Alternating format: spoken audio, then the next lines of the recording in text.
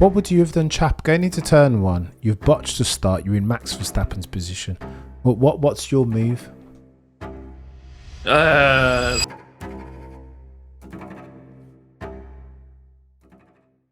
and welcome to another episode of the Shakedown podcast. With me, as always, my friends, my brothers, my brethren, my colleagues, the one that they call Sir Baxter and the one that they call Shazino, aka the A-side. How are you doing, chaps? It doesn't matter how you are doing, because as always, there's a very many F1-centric thread at which we need to pull a very techie circumstance going into turn one, round 5, the Saudi Arabian Grand Prix. Shez, let me throw to you first, sir. Between Oscar, Jack Piastri and Maximilian Verstappen, foursome say seem to be 5-time champion. Who done it, sir? Emma, can I throw a question back at you quickly? No. Go on.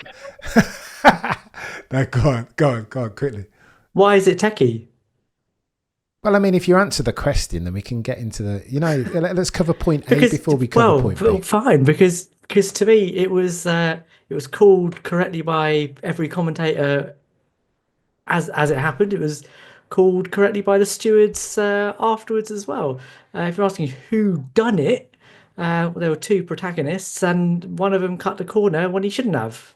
So he was banged to rights, I thought. No, well, according to your mate Gary Anderson, Shez, he said the following: as for the controversy going into the first corner, and with Max Verstappen on this, we need to allow some level of racing, especially at the first corner and even through the first lap. If Max had held his position instead of going off track, we would have lost at least 2 front-running cars, if not more, after they would have been caught up in the melee. To that, Shazino. Yeah, I read that. I read it and I thought, Gary, that's great, mate. I love how old school you are. Unfortunately, mate, there are actual rules and guidelines that the drivers have to follow, which Max knows because he's used those rules to his benefit on many occasions. And we have praised him for doing that.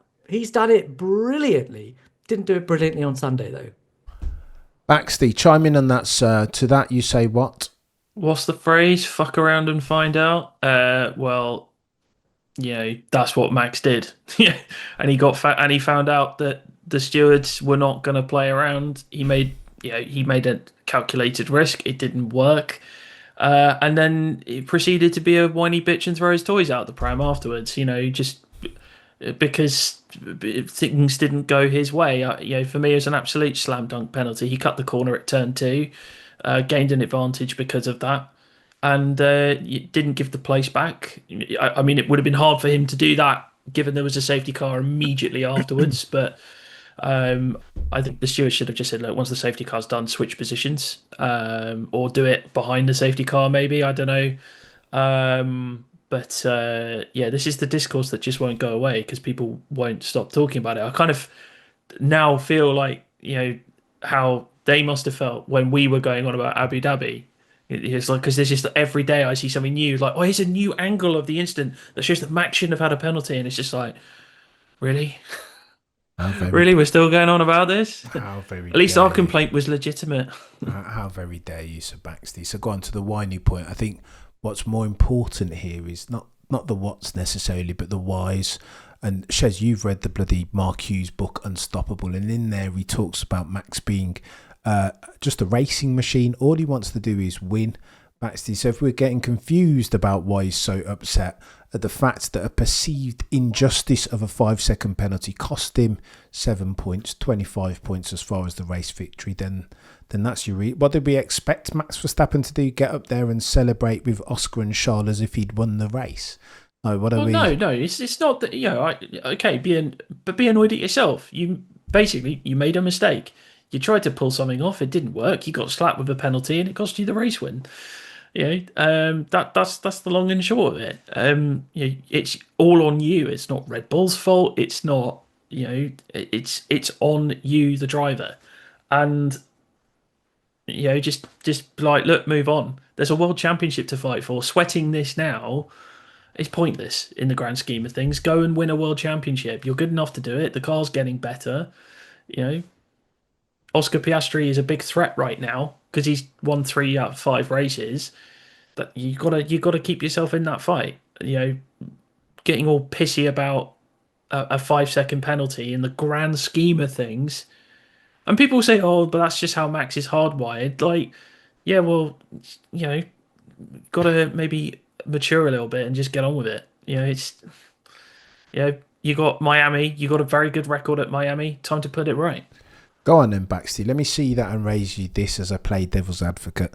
I remember when I got to semi-professional level at YTS, my mates told me, listen, you're going to have to grow thick skin here, Cam. Like they go hard. The higher and higher you go, the less discerning they are as far as their level of empathy and the expletive language. So, you know what, I'll be good. The swearing, anytime I made a mistake, I need to be boosted back up. So Baxter, do you know what I mean? Put your arm around me and encourage me. Lando Norris me like Zach Brown did to his charge. There was none of that. It was all like, bloody sort your life out. And I feel like Max Verstappen reminds me of that. I mean, Baxter, how many football matches, said this to Nasha on the undercut the other day, like how many football matches have you seen Martin Keown celebrate in the face of a Ruud van Nistelrooy, the famous picture where Jaap Stam and Roy Keane all gathered round and berated the referee for ruling against them? I just feel like I understand your point, Baxty, but it's the way it went on afterwards. Like in the heat of the moment, I get it. He's going to be annoyed because it's like, well, come on, but yeah, it just went on and on. And then you had Horner doing, his best Toto Wolff impression of I have it printed out. And Horner's not really doing that to defend Max. Let's be honest here. He's doing it because he's like, Max, please don't leave. We'll defend you the hill. Whereas correct. So what whereas, else is he going to do then, Baxty? What else at this juncture when Max Verstappen's when his very future is in the balance? What else would you expect Christian Horner to do if he's not go out and he's back not for actually Max doing it to defend for Max. He's doing it to try and keep him, and because he knows that. That's my point, chap. That's exactly what I'm saying. Of course, that's what he has to do, but it's very transparent for what it is, and it's why no other team principal would do it in the way that Christian does, and I think that's why Max feels enabled. Like he kept changing his story a little bit. It's like, oh well, I can't talk out about it because I might get a penalty, but you can talk out about it. Just don't use any swear words. No. Baxter, I think you've got that wrong, sir. Causing moral injury or damage. That's the term. That's how it's stipulated and laid out in the rules and regs. And could they slap him with a penalty for saying, "Listen, the FIA have got it right"? I'm sure there was another. Christian himself got slapped with community service, didn't he? So I forgot about that. So hands up there, yeah. You can't, Baxter. He kept then, and then it was like the rules of racing and blah blah, and it's just it's because he knew whatever he said would be ridiculous.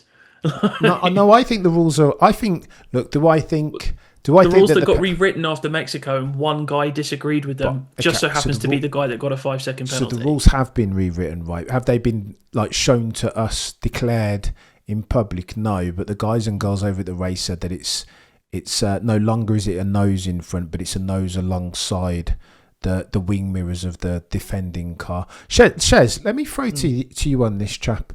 You're a racing mind, even infinitely more go-to than me. Infinitely more go-to. Look at that, Cameron, with the syntax. Infinitely go-to than I. What would you have done, chap? If you're Max Verstappen in that circumstance and you botch the start going into turn one, what would you have done? Oh yeah, I'd do the same thing. Sure, that's Max. Yeah. Cameron, I don't have a problem with him doing that. It was wrong though. Like, I don't even really have a problem with him complaining about it. I don't have a problem with him doing the standard. That guy pushed me off. He didn't leave me enough room. It's fine. That's standard racing driver chat. He's gonna say that. Going for the corner when you've lost it. Like he knew that if he didn't get ahead of Oscar, well, it was at least possible that if he didn't get ahead of Oscar at the first corner, then Oscar's just going to run off with it. So that's his best chance of getting ahead in the race and winning it. So no, I don't think what he did was the wrong thing for Max Verstappen to do. Do I think it was wrong that he complained about it for the entire race and for the rest of the week afterwards? Also, no, please bring it on. In fact, the fact that he brought even more attention on the nonsense that is the FIA's rulings on swearing and morality, which is just the biggest irony of all time, is great. I love that. What I had a bit of annoyance with was the fact that Christian Horner turning up with that picture, doing the same thing that he did at Mexico last year, just basically gaslit both the FIA and everyone on social media, and it meant that and it's still going on now, that everyone and their mum was putting out tiny little stills and, oh, look at this new angle and look at this angle and, oh, look at this AI shot and look at this annotation and look at this telemetry that I found, look at this telemetry I made up, and there's like dissertations out there based on the fact that Christian Horner put out a picture that doesn't actually prove the point he was trying to make, and it's just so tiring. Like, just move on. But they can't, because one thing that Red Bull know how to do is create an entire groundswell behind them, put everybody else on the defensive. There is somebody else on the planet that does that really, really well. But I'm not going to talk about him. Oof. Go on then, Sebastian. Let me ask you finally on this. What would you have done, chap? Going into turn one, you've botched the start. You're in Max Verstappen's position. What's your move? Well, obviously, I mean, I agree that him saying he pushed me off, that's racing driver talk. They all do that, don't they? I mean, that's.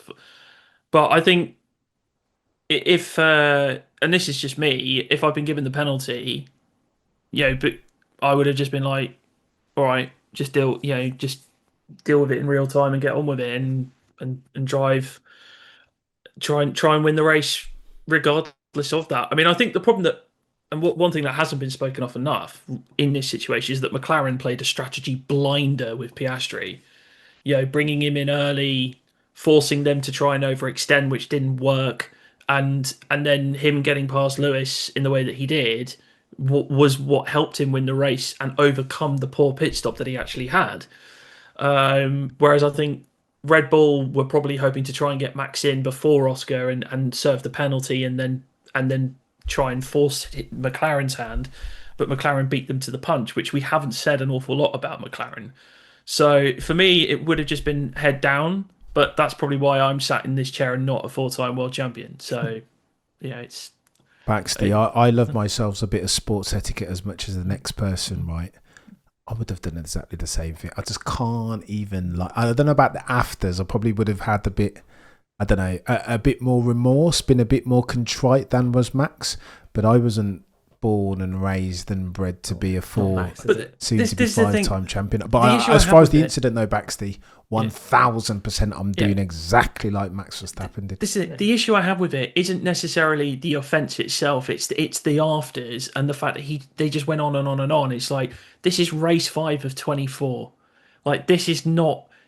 if you lose the World Championship by 7 points, then fine. I don't think that's going to happen realistically.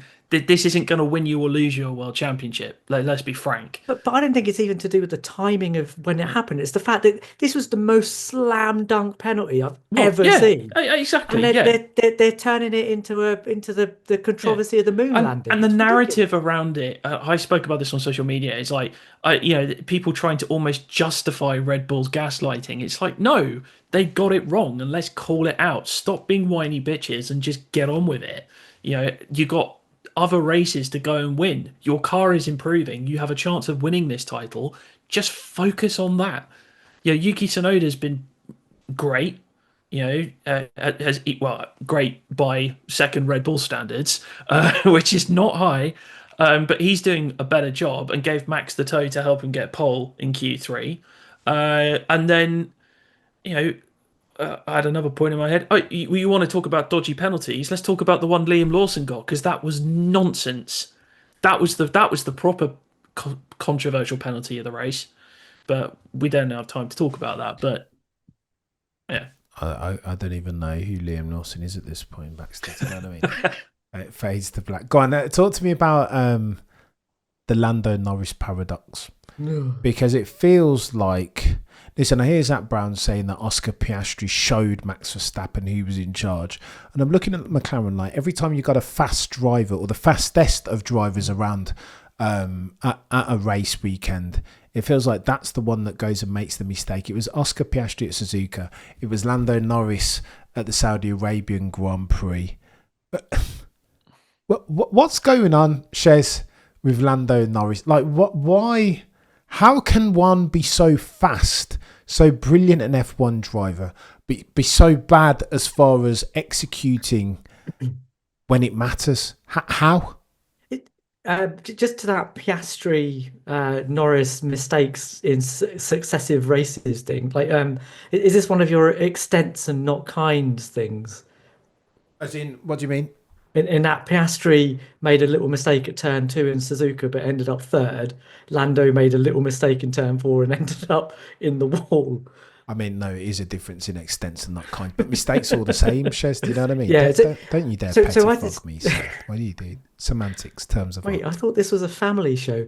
The Yeah, I mean, Andrea Stella sort of brought this up, didn't it? And there's a nice little package you can create out of this. Lando Norris says at the beginning of the season, I've told my team, don't make me a car that's easy to drive, just make me a fast car, and I will do everything that I need to do to drive that car fast. Great. It's very Max Verstappen of him. And I love that. But then what then transpires is that him trying to eke 10 tenths out of that car makes the car react in unpredictable ways. And that then leads to him having an understeer moment in turn 4, followed by an oversteer moment, followed by, oof, I'm in the wall. And the pattern that's following is what Andrea Stella said after qualifying. He said, look, the reason that he's making all these mistakes is because he pushes the car to do something that he thinks it will do, and then the car surprises him by doing something that he wasn't expecting it to do. And I've said this a couple of times, but I think there's a you can treat that MCL 39, at least from the outside, as like a 8 or 9 tenths car. You read the odd car magazine, right, Cameron? And car journos often talk about a 10 tenths car or an 8 or 9 tenths car that performs at its best at a certain level of commitment. And Oscar seems to have understood, or at least he did in Saudi, that perhaps trying to sit there on the ragged edge of that car wasn't the way to do it. You could see that in the telemetry as well. Like, absolutely, in the telemetry, he was much more conservative through, say, turn 7, where he just has a big lift, rather than Max, who bowls in and tries to balance the car on a knife edge with brake and throttle. And that seemed to work out for Oscar because he didn't end up in the wall. He ended up a hundredth of a second off of Max, who needed a tow in sector 1. So that for me is the summary. One of their drivers is super fast, but can't get the car to do what they want it to do, and the other one doesn't want to get to that level because he's worried the car's going to throw him off the road, and that's where we find ourselves. So go on then, Sir Baxter. It feels like Shez has nailed all the points, apart from the one that I bloody asked him. Talk to me about Lando's mental fortitude or lack thereof. Is that what's costing him, or am I doing the F1 apophonia thing and connecting dots that shouldn't be connected? No, I think some of his performances this year just haven't been up to scratch. I mean, his last 2 qualifyings have been terrible. P6 in Bahrain in a car that was on, he should have really been up the road with Oscar and away and gone. And then a clumsy qualifying crash, in Saudi. And I think, I mean, the positives for Lando are that other than Saudi, he's been on the podium in every single race. And that's, if you look back on it, you think, actually, that's not bad. Yeah, I thought Bahrain was a decent recovery drive, given where he started. The 5-second penalty that hit him didn't really affect him, just kind of the way it shaked out. But obviously, when your teammate is winning the race, it doesn't look as good. Oh, Baxter is more than that, mate. Come on, surely. Like, his racecraft in 2 races back to back has been disgraceful. I was getting to that point. Yeah, like the battle with Lewis was dreadful. Like, I mean, how can you like the first time? It's like, okay, fine, you made a mistake, but you'll learn from that. And then he does it again, and you're like, what are you doing? Like, that's just not good enough. Lewis Hamilton is too crafty, has been round this block too many times to know exactly what you're doing. And it took Will Joseph to go, come on, rattle your head. And it's like, which then apparently I read today that he then passed that information on to Correct. Tom Stallard. Correct. Chaos. But do you think Piastri needed to hear that though? Do you think Piastri hasn't been watching No, like the last three or four Probably not. races Oh, well. at Saudi? No, No, probably not. Shez, to your point, Oscar Piastri is a beast in the overtake, right? He's almost for. If there's one thing that you can take to the bank as far as Oscar Piastri, if past this prologue and you remember Baku and the move that he pulled on Charles Leclerc and how forensic was there, so too chicane to the Italian Grand Prix at Lando, a place that you're not even supposed to be able to overtake around. If there's anything that Oscar Piastri has in his locker, it's the ability to overtake where you least expect it. He's had two of them this year. Both on Lewis. Yeah. But that move, like, okay, let's take Oscar out of this because Oscar seems to be a game apart at the moment for Lando. I don't think he's trying to get to that level. He just needs to get to a competent level, because he's done this now in Bahrain, where even on comms, Martin Brundle had to talk about the fact that his racecraft against Charles Leclerc, just like, what is he doing here? And then the problem I have with what he did in Saudi against Lewis is that, okay, fine. If this was the first ever race at Saudi, I can get that because, we had the same issue between Max and Charles in 2022. So I get that DRS chicken thing happened. But we've had all these races. We know that is a precedent. They haven't changed where the DRS line is. So why did it even have to take him one attempt to understand that was the wrong thing to do? He's not. He's not. He's not. There's an assumption there. He's not. He's not. Here's what it is. He's not a Magnus Carlsen of a F1 driver. I'm trying to think. Remember, like Max at Austria. If he'd looked back a couple of years previous to that and seen Carlos Sainz and Max's interaction around the same bloody corner, turn for Austria, we would have known what was coming. Do you know what I mean? But Lando just he's more quadrant than he is an F1. Like he's too. He doesn't. There's a tax to be paid. I've got the fastest car. Once I get past you, I'm away and gone. And it's like 9 times out of 10, that's gonna work. That would work. But you're going past one of the craftiest and wisest drivers on the grid, who we've seen do it many times, where he's like, yeah, it's fine, you go through. Oh, okay, I'll follow. I know exactly what you're doing. I'll go and do the same thing. And but the fact that he allowed it to happen twice was unacceptable. Mate, he's a bit noddy, isn't he? Do you guys think it's a capacity issue? Do you think that he's just a bit noddy, Shez? I don't think it's capacity. He should have all the bloody apart from sans mental fortitude and pressurized circumstance. In that bloody MCL 3.9 that has 0 tyre deggers near as makes no difference. It's like, how could you have more bandwidth in 2025? There's not even a like he's got all the bandwidth. Shez, he's got no concerns or worries. It's early on in the season. There are no championships, as Sir Baxley said, that are going to be decided at round 5. So bloody get your head down and get on. But I think, Shez, the comparison is this. It reminds me a lot of Seb Vettel.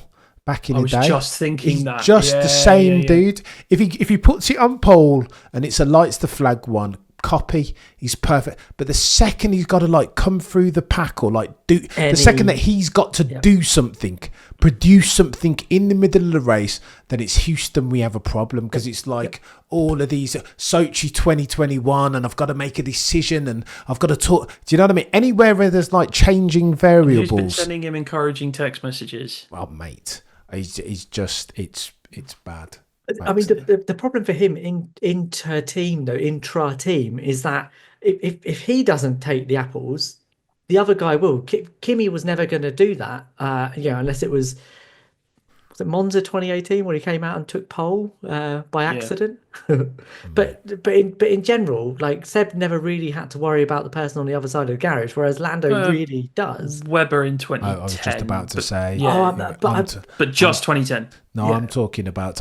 That's the period that I was alluding to. Oh right, okay, not the. No, it was Seb was always. Anytime he had to come through the pack, I always felt like he would have an issue. I don't know. I don't know about that. I don't think he's the guy. I think there are similarities, similar shares, but not the same. Speaking of which, is he round third base? Talk to me about Sir Lewis Baxter. How are you feeling as a Mercedes fan seeing Sir Lewis go over to the Scuderia Ferrari car with them their red overalls, yellow badge and black prancing Corsa top, and struggle the same way, if not more so, than he did at Mercedes over the past 24 months? I mean, I feel like Mercedes and Ferrari have completely flipped 180 from last year. Like Ferrari always had a stable platform car which they could extract performance from, and they improved upon it and nearly won a World Constructors' Championship, which is why there were those who said Ferrari would at least win the Constructors this year, and not, and maybe make a challenge for the drivers. But they've changed 99% of their car. They're now learning a new concept in the same way that Mercedes were last year.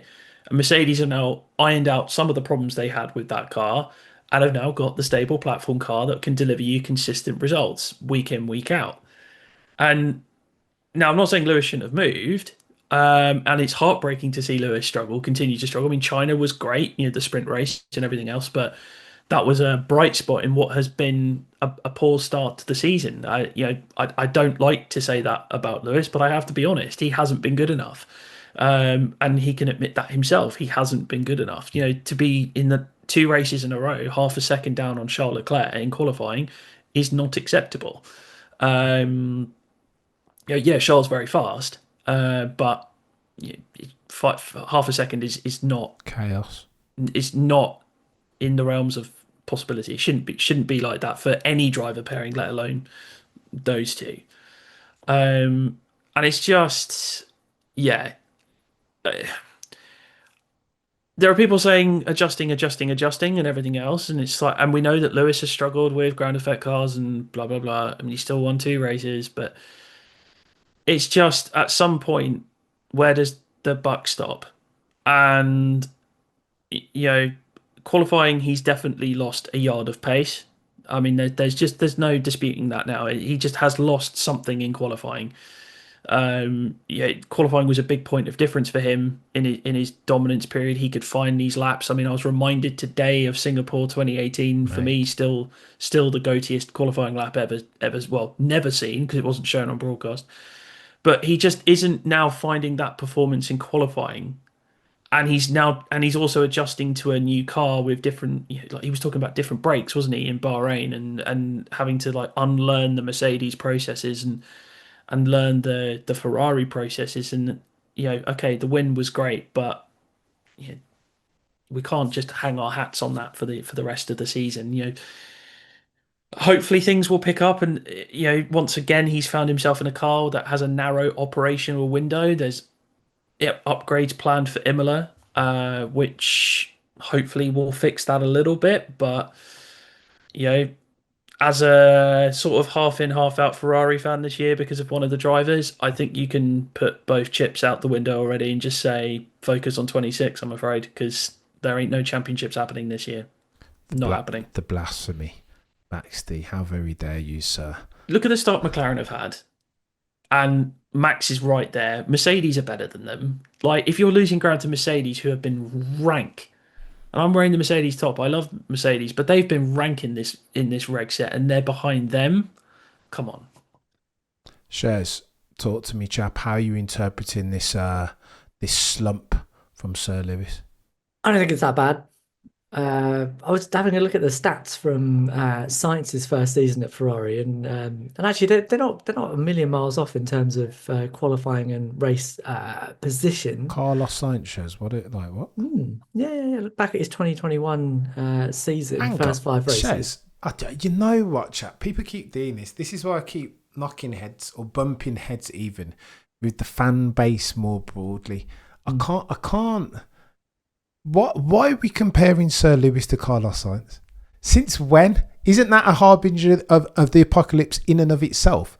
Lewis Hamilton, 7-time champion. Yeah. And we're trying to yeah, these cars aren't the same, no, Cameron. True. It's not the same as it was before 2022.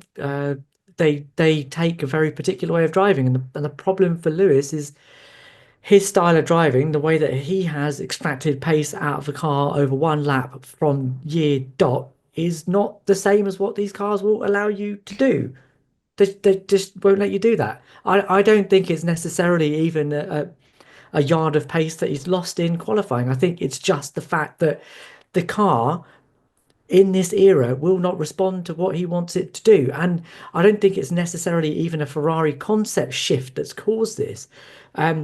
For last year, Mercedes had a huge amount of anti-dive and anti-squat on their car, which made the car really difficult to feel when you go into the braking zone. And that's something that Lewis really struggled with. Ferrari don't have that. In fact, they have demonstrably, like famously, a less anti-squat and anti-dive platform, which is allowing the car to move around a bit more in the braking zone, which is meant to help Lewis. I'm not saying they did it for Lewis, but that kind of style of mechanical platform should help Lewis. So being 0.6 off, if he was like a tenth off of Charles Leclerc on average, I'd say yeah, fine. That's because he's just not, like, he doesn't have it anymore. Being 0.6 off, I just don't get this car. Mate, it's sad times out here, Shez. It is sad times. I will talk about it. I just read an article in which they said what's probably more important, not from Lewis is always going to be a true sayer, right? To a fault. He wears his heart on his sleeve, and if he's not doing well, he's going to say out of his own mouth that he's not doing well. Yeah. Whereas Frederick Vasseurs lot used to do what Sean Todd did and circle the wagons around his workforce and message to the shareholders and key stakeholders that everything's okay. That's why he lost his mind at the post-race debrief, right? The press conference, saying that what you want about this is bull feathers. Of course, Lewis hasn't lost a step. What are you talking about? So this is now one of Lewis is saying X and Frederick Vasseurs saying Y. And the two are like diametrically opposed, to which the shareholders, who have just lost, by the way, 20% of their market capitalisation, will be looking at it and be like, mate, we're paying all this money for Sir Lewis. We need to see payoff, and we need to see payoff now. And that'll be not necessarily for Lewis, but more for Frederick, who's in, by the way, his third term of not bringing home any silverware. Tifosi, passionate, deliver ASAP. It's going to get techie. He's going to be in hot water for that. And I think something else that should worry Ferrari fans is the reports that we've been seeing, particularly from Amos in the last 24 hours, that this proposed change to engine splits for next year is being predominantly led by Ferrari and Red Bull powertrains, which to me, Shez may disagree. I can see him already disagreeing. But to me, that suggests to me that both of those teams may be secretly admitting, we might be struggling here with this engine concept, whereas the teams that are opposed to it, Mercedes, Honda, Audi, Audi you just don't know because they've never been a Formula One manufacturer, but Honda are going, well, we're actually quite happy with where things are right now. And then Mercedes, who everyone expects to have the best engine next year just because of historical precedent, are going, well, no, why should we change it? We've got a good thing going here. Just leave us alone. So to me, normally when you see a team do that for a major engine regulation change, that's them quietly saying, we've got a problem. We're just not going to admit it yet. There is no F1 smoke, so Baxter, without fire. It's, somber note on which to end the podcast, but I don't know. It is what it is, eh? What else did we expect at this juncture? You guys have been legends each and every single time.